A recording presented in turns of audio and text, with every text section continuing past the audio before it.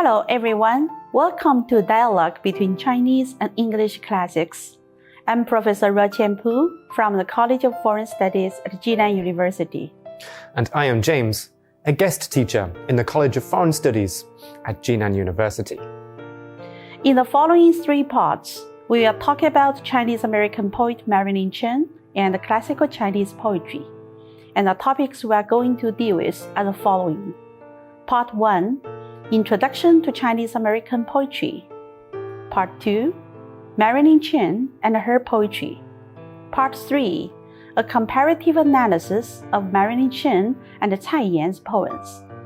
Now, James, before we study Chinese-American poetry, let's have a discussion on Chinese-American literature first. Yes, Professor Pu. I have noticed some relevant historical events regarding Chinese Americans. In 1849, the start of the California gold rush drew the first significant number of Chinese immigrants to the United States. In 1868, the signing of the Burlingame Treaty between the United States and China established formal friendly relations between the two nations and encouraged immigration from China to the United States. But in 1882, the Chinese Exclusion Act was the first law to significantly restrict immigration and eliminated most new Chinese immigration to the United States.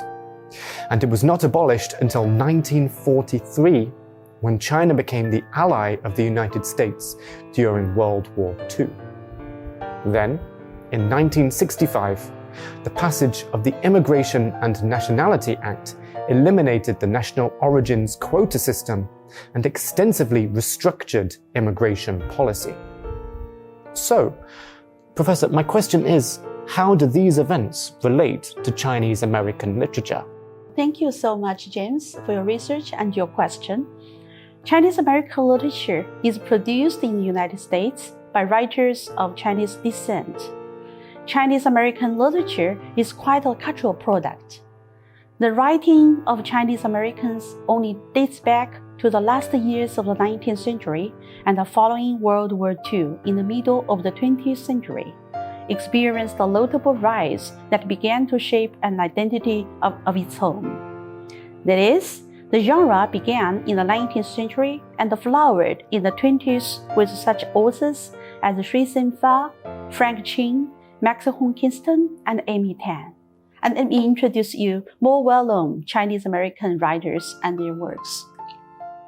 First of all, Shui Sen-fa's short story collection, Mrs. Spring Fragrance and Other Stories, published in 1912, presents a complex and sympathetic picture of life in American Chinese communities in the early 20th century. The seemingly simple stories of family life reveal the tensions created by cultural assimilation.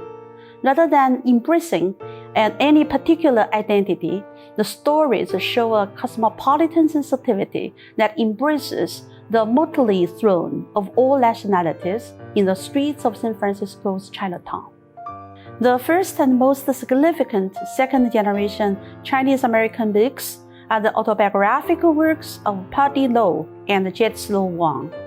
In those books, Father and the Glorious Descendant, he shows both admiration for his father and rebellion against his father.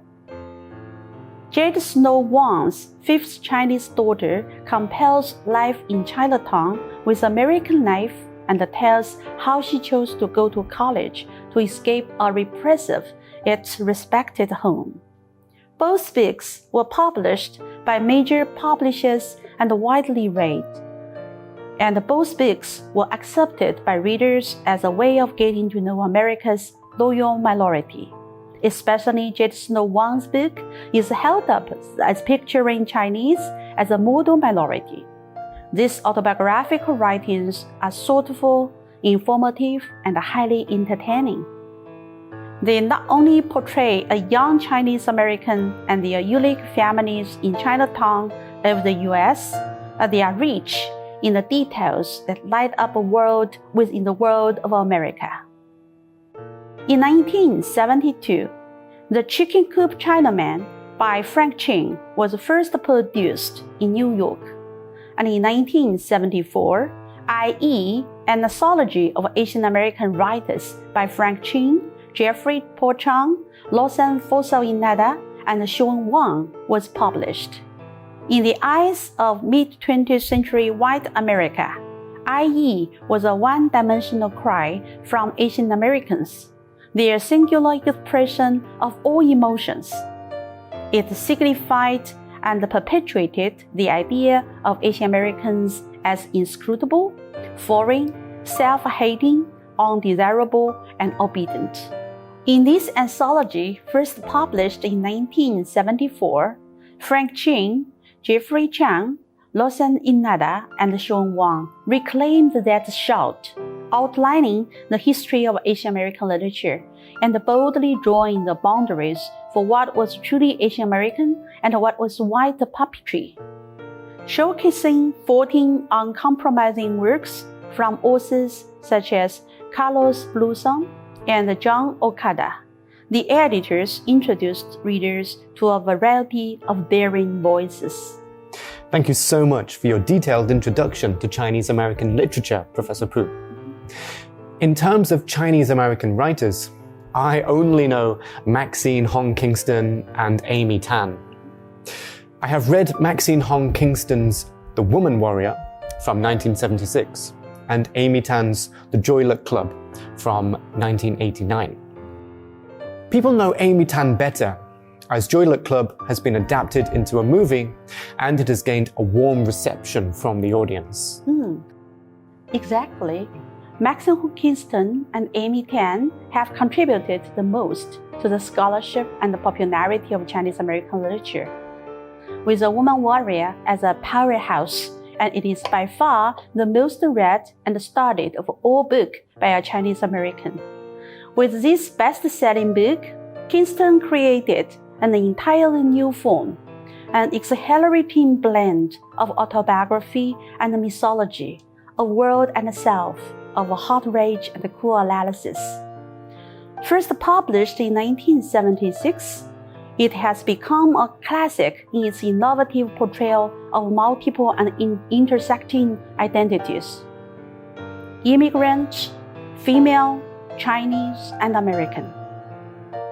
While Amy Tan wrote the second big-seller Chinese American novel, The Joy Luck Club, it might be said that Kingston was best received in academic circles and Tan in popular circles.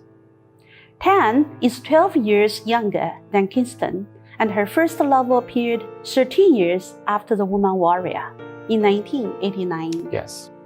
Tan is a very good storyteller, and her stories captured American readers a lot. The central theme of Joy Luck Club is a relationship between bilingual Chinese-born mothers and their thoroughly Americanized daughters. The daughters shun Chinese culture and strive to succeed in America. The mothers want their daughters to succeed, but want them to have Chinese values too. The daughters' stories are lasted between two segments of the mother's stories. Thus, the mothers feel they have lost their daughters, and the daughters feel emotionally empty. Now I get the whole picture of Chinese American literature.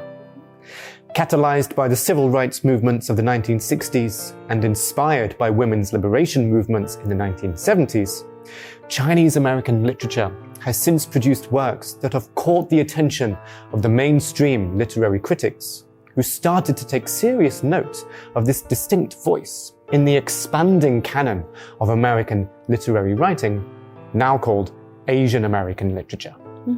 That is quite true. Speaking of Chinese American poetry, it actually has a very long history.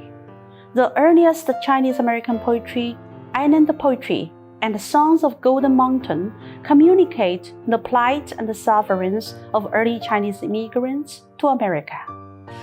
To be more specific, the island poetry includes poems written and carved into the barrack walls and camp beds on Angel Island in San Francisco Bay by Chinese immigrant intellectuals from 1910 to 1940, when they were held for government scrutiny.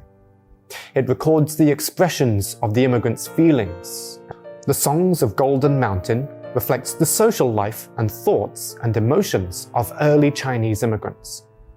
These poems were originally created in Chinese, and some of them were presented in San Francisco Chinatown newspaper side by side with English translations by their offspring.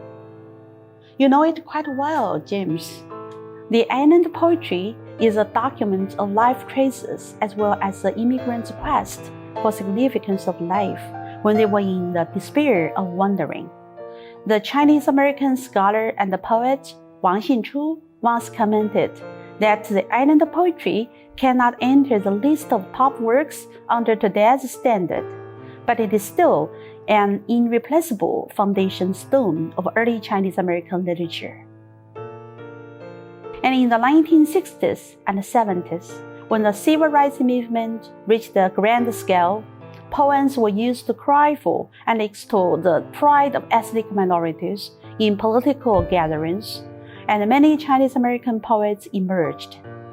Among them, Zhang Yao, Arthur Shi, Li Yongni, Wen Tekning, Marilyn Chen, Cassie Song, Russell Nyang, Shirley Ning, and others created distinct and imaginative works which represented the conflict between multiculturals and the Chinese-American society, as well as their spiritual world. Besides, these poets also described the Chinese-American society and even American social landscape from different dimensions. I think that this is the charm of Chinese-American poetry. Because poetry, in nature, possesses the tension and passion that other genres cannot achieve. Thus, the unique ethnic feelings of the poets pervade Chinese-American poetry. These poems not only resonate with each other within the community of the poets, but also communicate the poet's unique individuality. The language and images of the poems are very distinctive and greatly expand the border and space of Chinese-American literature as well as overseas Chinese poetic. Exactly. We must acknowledge that early Asian American literature was as much a cultural revolution as a social one, a purposeful phrasing that evokes many Asian American activists' attraction to the rejection of Oriental stereotypes, all in the name of claiming an authentically Asian American identity. It is generally acknowledged that the first Asian American literary magazine was Aeon, which published its 2 issues in San Francisco in 1970. The journal grew directly out of the San Francisco state strike, and its chief editor was Janice Mirikitani, a master degree student in creative writing during the strike, who would become one of the best-known Asian American poets of the period. Aeon's 2 issues were substantial. The first issue contained more than 60 pages, the second, more than 100, and included poetry, short stories, photography, drawings, and essays. Even between these 2 issues, however, the distribution of material shifted. In the first issue, it is not immediately clear to the reader that Aeon is a literary magazine per se. The opening editorial describes it as a forum for Asian American self-definition and expression on issues relevant to problems and needs of our communities. The journal's cardstock cover and heft make it resemble a periodical like the later Bridge, and the number of pages devoted to political essays and journalism, including such pieces as The Need for a United Asian American Front, On the Containment of China, and an interview with Alex Hing, Minister of Information for the Red Guard Party, far outweigh those devoted to poems. But by the second issue, the journal's literary task became explicit. Its self-declared role was as both a community forum and a place for the self-definition of Asian artists and writers. And poems now outnumbered essays by more than 2 to 1. Aeon, then, was a kind of microcosm for how Chinese American poetry emerged in the context of the radical Asian American politics of the early 1970s. It provided a glimpse into the theory and practice of Asian American writing, while also showing Asian American literature in the process of becoming a category relatively autonomous from political rhetoric. The image of Chinese American poetry, familiar to most readers, is a product of the 1980s, which saw the rise to prominence of poets like Li Yongni, Cassie Song, and Marilyn Chen. Like many of their long Asian American peers, these poets were largely trained in poetry workshops and are now often professors of creative writing themselves. Their work fits comfortably into what some critics have called the MFA mainstream of the 1980s and 1990s, with its emphasis on personal voice, epiphalic insight, and loose verse form. This formal consonance has allowed Chinese American poetry to become an acceptable part of the multicultural curriculum, a transparent conduit for those neglected stories that some have asserted it is a job of minority literature to tell. Besides, we should be aware that Chinese American poetry, with its social, cultural, and aesthetic values, chronicles Chinese American personal and collective experiences over the past 170 years. The review of Chinese American poetry studies in the past 30 years shows that research on Chinese American poetry has progressed through 3 stages. The first stage, identity studies. The second, literary aesthetic studies. And the third, philosophical studies. From the emphasis on identity studies to the core of aesthetic studies, the critical discourse in Chinese American poetry has developed in the shadow of Chinese American literary criticism and has not yet formed its own critical paradigms. For this, the philosophical study of Chinese American poetry shows its strengths and opens up a broader space for future research. Thank you. Why don't we take Marilyn Chen's poetry as a representative for the study of Chinese American poetry, since she is one of the most prominent and active Chinese American poets? Very good suggestion. We'll definitely study Marilyn Chen's poems. Let's do it next time, because we have reached the end of this part. And thanks for watching. Goodbye.